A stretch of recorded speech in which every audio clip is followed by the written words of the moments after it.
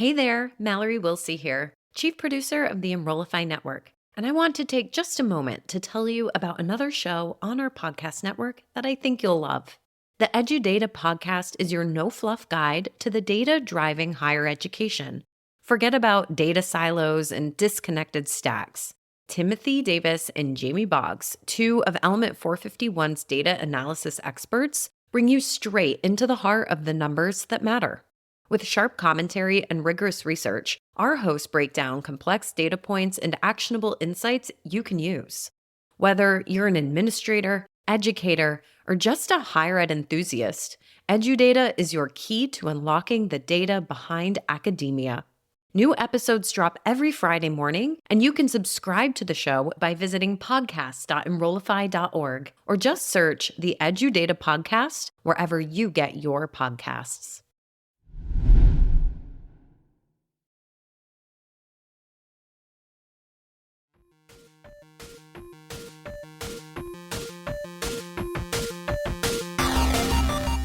Welcome to the Hired Geek Podcast, where we explore the impact of EdTech on the student experience with engaging, fun, and relevant conversations that honor the wide range of work happening all across the higher ed ecosystem. I'm your host, Dustin Ramsdell, Community Engagement Lead at Pathify. Join me every week for discussions with some of the best minds in education technology. The Hired Geek Podcast is a proud member of the Enrollify Podcast Network, a robust collection of shows designed to help higher education professionals like you grow every day. Explore all of our other shows at enrollify.org or check out some of my personal favorites linked in the show notes below. Enrollify is made possible by Element 451, the leading AI-powered all-in-one student engagement platform helping institutions create meaningful, personalized, and engaging interactions with students. Learn more at element451.com. Welcome back, everybody, to another wonderful episode of the Higher Ed Geek Podcast. We are here today talking about learning in a time of abundance, both conceptually and as a new book that just came out. We are here with the author. So we will have you, Dave, introduce yourself briefly, your background, your current role, and then we will talk more about that book and sort of the philosophy behind it. For sure. Thank you. So thanks for the invitation, Dustin. I appreciate it. My name is Dave Cormier. I work at the University of Windsor. I'm a learning specialist here in charge of digital learning strategy and special projects, which kind of is a broad scope of things. I teach Bachelor of Education students as well. And I've been doing educational online worky business for, 25 years now. Some research, a lot of open practice online. Sort of all of that has come together to build into this book. It's one of those things where I kind of felt like I needed longer to explain the thing I was trying to explain. And all of that background and research comes together into what we're talking about today. Yeah, and I know just the title of it really resonated of learning in a time of abundance, that idea that so much work has been done through, digital education and other means to make education more accessible. And there's just more access to, anything you could possibly ever want to know, through, just the internet at large and everything. So talk about that new book and how it came to be. Sure. So it first started out as an attempt to pull together 20 or so blog posts from my blog. It turns out that that's no way to write a book. So it's stuff that I've been thinking about and writing about.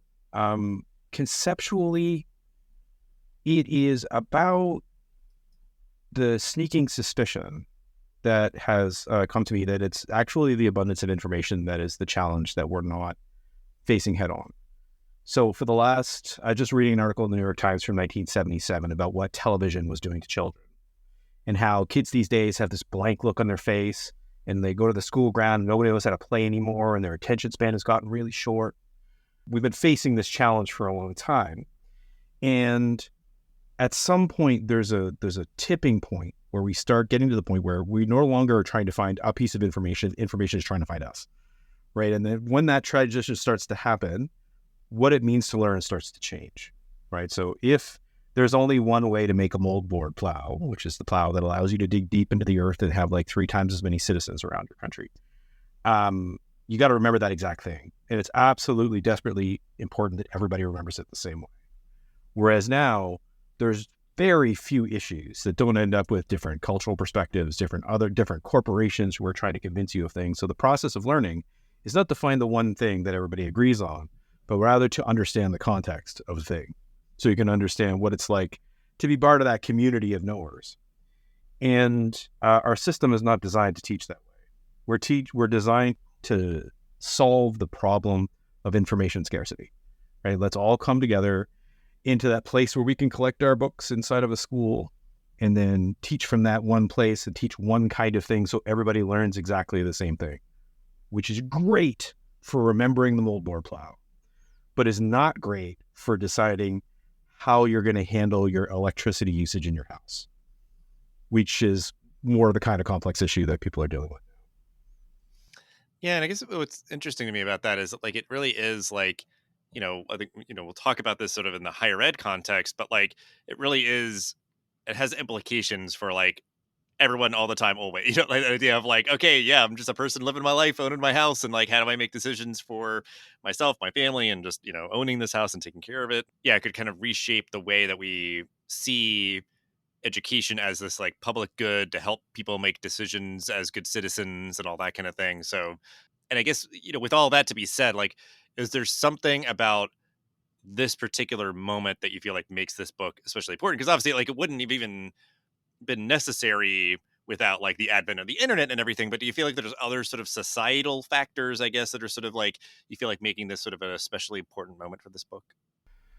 From an educational standpoint, I think the advent of Gen AI has brought us to the point where we need to talk about what the problem is. And certainly, I've been barking about, me and many others have been barking about this for, 10 or 20 years now. But Gen AI has brought us all together to ask ourselves some serious questions about what it means for us to teach, what it means for us to learn, how successful our approaches are. So I think from an industry standpoint, this is one way of talking about that conversation, about how all of these tools have come together to change what's possible to do inside of a classroom. And I mean that in a negative sense. Like, we've lost a lot of things that are possible to do inside of a classroom. From a societal sense, I think we've been working on this certainly since the advent of search. And I think search is the super tool here. So like, 2000, 2005, people start using search in such a way that it's the answer to all the questions. So like with my students in my classrooms, they talk about, I could just get whatever answer I want on my phone. I don't have to remember it. I don't have to think about it. And that's the way people operate in a lot of parts of their lives. And the problem with that is that the vast majority of the things that we actually need to do don't have simple answers. That's fine if you want the score of the game last night, and that's great. Super awesome that we can get those. The lyrics to the song, like that stuff is really great that we can get it. But the things that are important to us as a society, things that are important to us as a culture, none of those things have simple answers. Like, how should I vote on the fourplexes that they're looking to put up in my community? Like, real legitimate questions that people have to answer. There's no 5-second answer to that question. You will get 4,000 responses for how you should think about it.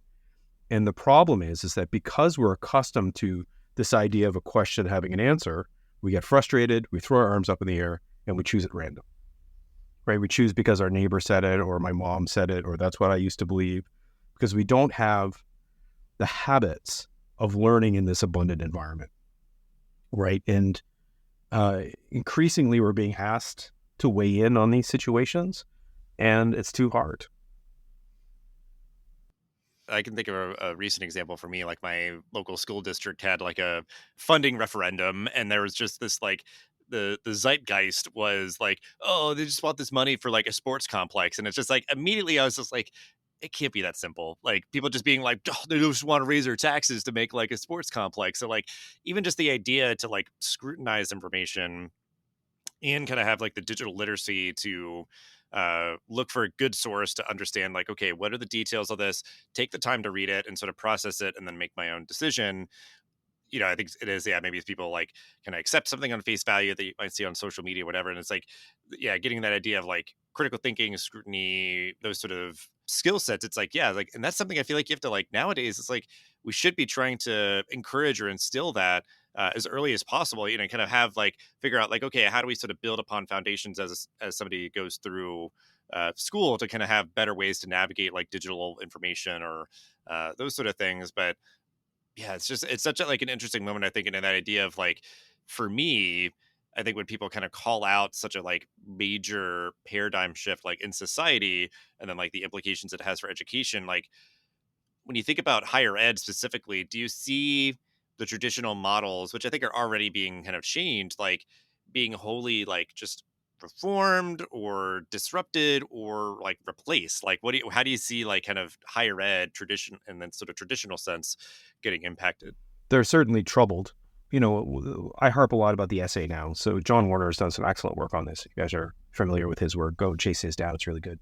But if you look at the essay, even 10, 15 years ago, maybe, certainly 30 years ago when I was in college, I had to go into a library, look through a bunch of books, go through a bunch of journals, wander around, pull them all together, go through them. It's not because I was a good student, I was not. But I had no choice, right? So I was forced to do the kinds of things that we want people to do when they write an essay. Read around inside the field. Maybe most importantly, find a piece of research and start your paper from the research and then bring it back to the paper. I had no choice in the matter. I tried in 1993 to decide my opinion about King John I in my medieval history course, the theory that I had, but then I couldn't find any citations for it because you just couldn't go in that direction, right? Whereas now, when I talk to students about how they do research, once they trust me enough and we have real conversations about how they do it, what they'll tell me is that they go to Google Scholar, they do a search, they find an article, they control F through that article, they find the citation that proves their argument, they copy and paste it. They don't read around, and they don't read the article they get the citation from. In some cases, they don't even read the citation.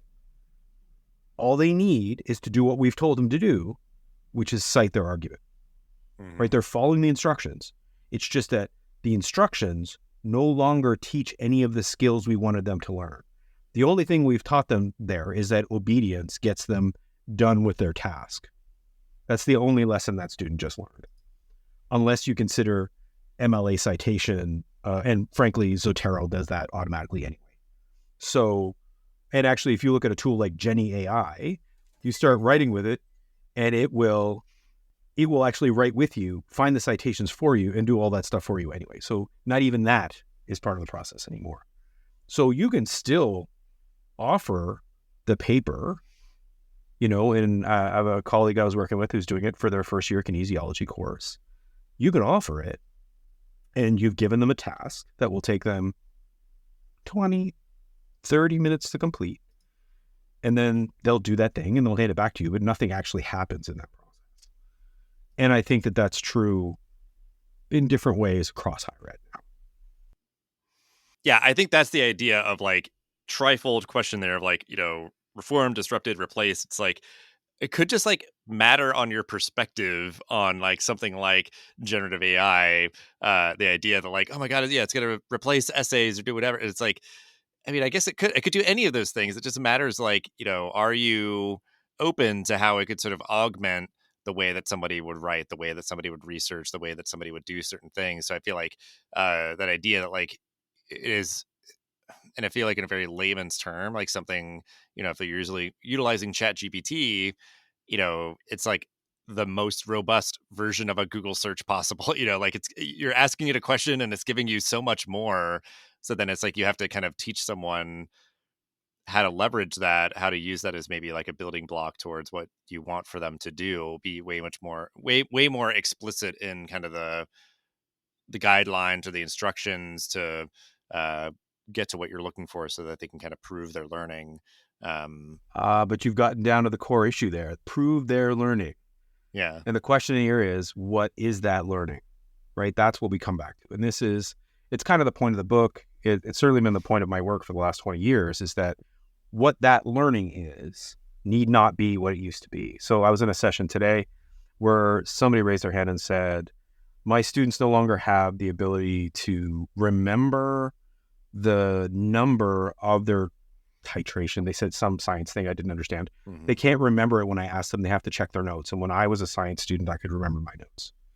2 points there. One, that person has a PhD in whatever they're a science in. They're probably the best student in their class. So what they remember from when they were in school is only so applicable. And I think that's a warning for all of this, that all the experts who are talking about this are literally the people who decided to be experts. And when we judge normal students against experts, we've made a mistake. So caution. But also, then the question becomes, what is the thing we actually care about? So somebody like Daniel Willingham would say that we absolutely care about people having their memories be strong because all of that long-term memory stuff is important for decision-making and whatever. Okay, if that's what you believe, then you should be totally changing your classrooms to make it so that memory is somehow something that people are forced to do, right? So no work at home, everything is tested in class, and everything is based on memory. You can do that, but you have to decide now what it is you actually want. So for certainly the 100 years up until, let's call it the year 1997, the processes we were doing were mostly forcing a certain kind of learning, and nobody needed to think about it because it happened anyway. But now you can get around all of those things. So now you actually have to decide what you want.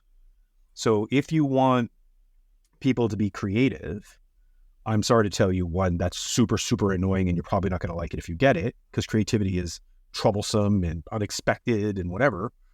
But you need to plan accordingly. Like, you need to change your processes accordingly. Everybody, I would say right now, if they care specifically about what they think learning is, have to change what they're going to do to adapt to it.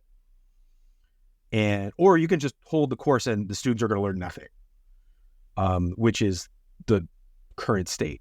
And it's not just AI. Like, Chegg started this 7-8 years ago, where we've got websites that have the answers to all the questions. Students have had the teacher's copy of the textbook now for 10 years, right? Like, all these things have been coming together. Like I say, search, go back to the TV. Socrates would say that writing was the worst thing that ever happened to people's thinking. Like, we've been having this argument for a long, long time. But I think we have hit one of those really important crossroads where we got to make decisions. We can't just do what we did and expect that it's going to work. Hey, it's Mallory. Exciting news. I'm hosting the Engage Summit in Raleigh on June 25th and 26th, and I'd love to meet you there. Together, we'll dive into the mind of the modern student, what fires them up, how they interact, and what they expect in today's digital age, and how tools like AI help put them in the driver's seat of their education. We have some terrific speakers, including our closing keynote, New York Times best-selling author Jeff Selingo. Sessions will dig into practical ideas and innovative strategies to get your team more student-centered and ready to adopt AI. And many of your favorite Enrollify hosts are presenting too, like Jamie Hunt, Jenny Lee Fowler, and Brian Gross. Use the discount code Enrollify50 for an extra $50 off your registration. Learn more and register at engage.element451.com. We can't wait to see you there.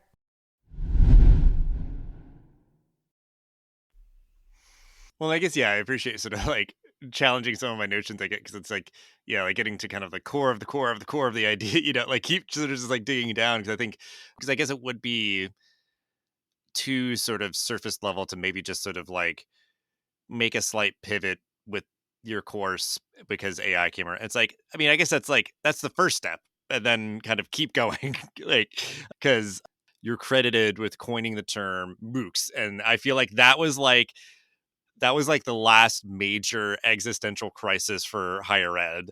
And, there's so much of that kind of hand wringing around like AI, it reminds me of that like maybe just higher ed loves a good existential crisis or something. I don't know. But like, what do you kind of make of that? Because I guess it's that idea, like there's so much kind of ingrained in sort of this traditional notion of like, how you kind of lecture and convey knowledge and how you prove your knowledge and your learning and all that. So like, I guess your point of it being like, well, this is a debate that we've had for a long time. Like, I guess if you want to just sort of like expand on that or I have a bunch of random things to say about that. One, the prove your knowledge thing, like you're looking at American Air Force, Rand Corporation, this idea that we can chunk things down and prove it specifically.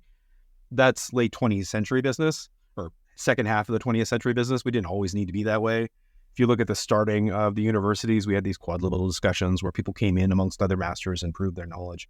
There are other ways to do it without this extreme prove what you learn business that we do now. In terms of the MOOC thing, I think it's interesting because I remember I was in the middle of that back when that was getting all crazy from like 2010, 2011, 2012.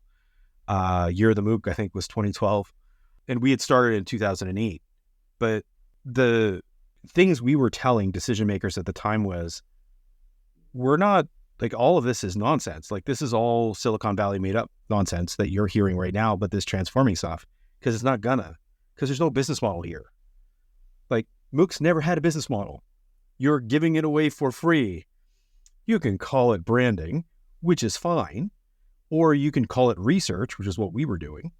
But that disruption, I think, was entirely fabricated inside of the desire of folks in Silicon Valley to sell a bunch of stuff.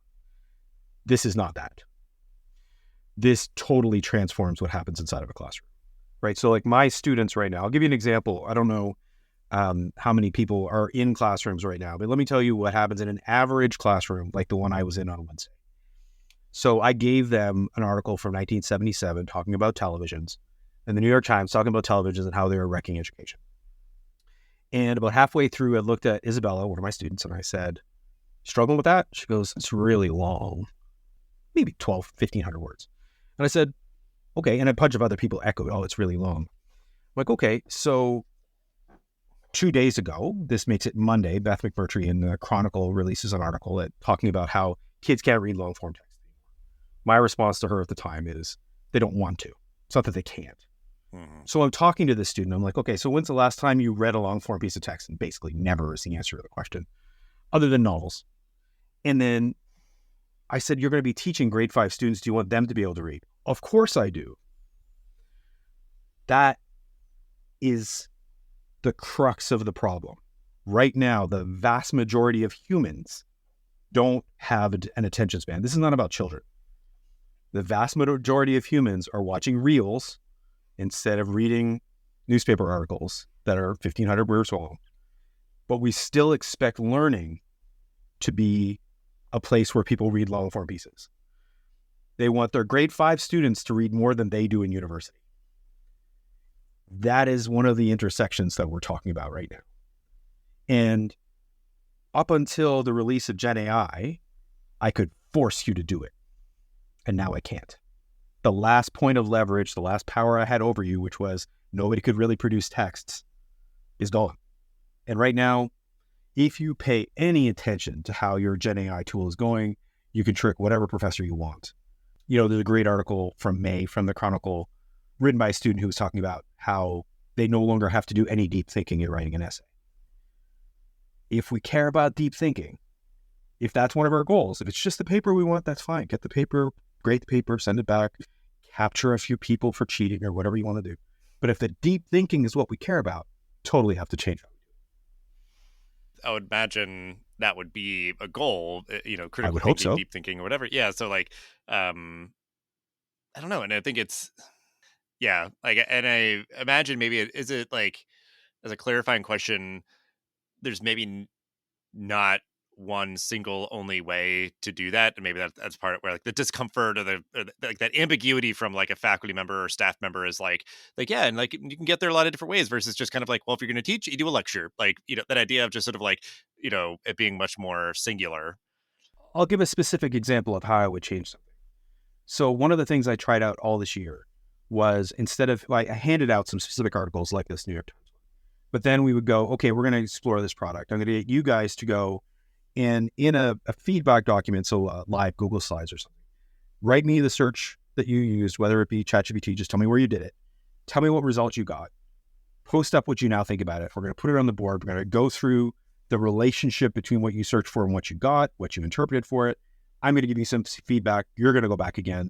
And then we go through this sort of live search process where I allow them to discover whatever they find and then give them feedback based on my sort of knowledge of whatever on how to do it. If we only pre-select texts for students, we don't allow them to develop the skill they absolutely need in a time of abundance, which is the ability to select texts. You can say, oh, it just depends on who publishes it. No, that's a 20th century answer to that question. It depends on, right now, you can get a peer-reviewed article that says almost anything. Right? The fact that it's in a journal, the fact that none of that stuff will actually give you the information you need to decide. You need to get deeper than that, and you need to cross-reference things. You need to do all kinds of other business. That's about being a knower in the 21st century. It's not about, because otherwise we just end up in our little bastion, right? So like in education's a perfect example. If you follow the cognitive science people, you can spend your entire career never seeing the other side of the equation, not even knowing it exists, right? Right now, the vast majority of educational arguments online that you see are, where's the science? And your science is nonsense. just two solitudes, right? And that response, that its true response, is very much the 20th century approach to things. Yeah, I guess that's a good example. I think, just to kind of give folks, an idea to kind of marinate on, I guess, of how you kind of changed the way that you're delivering some content there. But I think just as we kind of wrap up, because I'll maybe kind of change the way that I present sort of, final thought, call to action. We always like to kind of wrap up on, like, with your book, obviously, is maybe like the guidebook that can help people navigate this moment. Like, if you hope people, take away something in particular, or like, kind of, I'm thinking just sort of like the hypothesis, something to kind of like, get people, inspired or motivated to sort of like, because I feel like there's just so much like fear or reticence, or, that hand wringing or whatever that I mentioned. So like something that you could tell people to like welcome them in warmly towards this, learning in this time of abundance, that would then hopefully have them take up this guidebook and read it and go into the future with confidence. Like, what sort of like final thought, call to action to sort of help guide people into this moment would you give? No pressure. So the chapter 6 is about three things. It's about humility, it's about trust, and it's about values. I think that one of the things that is encouraging about this time in our history is that those things matter in our relationship to knowledge in a way that they didn't before, right? So it was not that long ago that there were only a few people who decided what was true and what things were. There were an awful lot of people who were left out on the margins. I think one of the things that we need to learn how to do is, when we look at something, we try to find out all the information that we can about it, like you described earlier about, the issue in your community, and then ask yourself, what are the things that are the most important to me? And then use that questioning as a way of actually deciding, not the reaction, not the fear, not that decision that I need to have an answer right now because somebody asked me a question, but to approach the humility on the front end, like take the time, engage the process, learn who to trust, like what places you can find trust, like what areas of trust, and then remember to actually think your way through what your personal values are, like not like the thing I get nervous about, but the things you actually value, and apply them. And I think we have the opportunity to do that now in a way that we've never had before. I think that's really potentially really exciting. Yeah, I agree. I think it is like exciting. I think it is like a positive thing. It's just that idea that like, like you said, like people have been so worrisome around whatever the new technology is, like, and it is like so funny, especially to go so far back to say like, oh, I think writing things down is a bad idea. Like that was like a take at some point by somebody. Like, I'll give you one story on the way out. In the U.S., it's in the book. So the U.S. Senate, 1930, they replaced all of the telephones with rotary phones, and there are a whole bunch of Senate sort of suggested things that were passed that were like, what do you expect me to do? I have to use two hands to use a telephone? How am I supposed to see the numbers on the phone? How am I supposed to remember these numbers in my head? It's not fair for me to expect to be a telephone operator. Anytime we have these changes, these are like instinctive responses that people have. People who are accustomed to knowing how the world works don't like changing to the new ways that we need to do things. And then a little bit of patience, a little bit of humility, and I think most of us at least are going to be able to get there. Mm-hmm.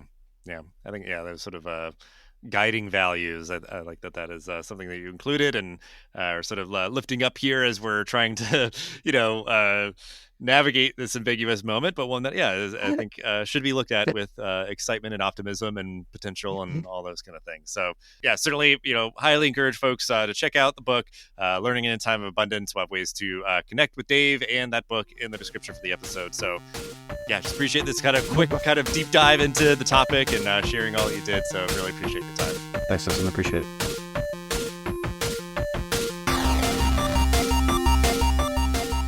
The Hired Geek Podcast is a part of the Enrollify Podcast Network. If you like this podcast, chances you like all the other Enrollify shows too. Our podcast network is growing constantly, and we've got a plethora of marketing, enrollment, and higher technology shows that are jam-packed with stories, ideas, and frameworks all designed to empower you to be a better hired professional. Our shows help you find your next big idea and feature a selection of the industry's best as your host. Learn from people like Jamie Hunt, Seth Odell, Dave Kibbolds, and Eddie Francis, as well as so many other of your favorite leaders in higher education. Enrollify is made possible by the support of Element 451, a leading AI-powered, all-in-one student engagement platform helping institutions create meaningful, personalized, engaging interactions with students. Learn more at element451.com.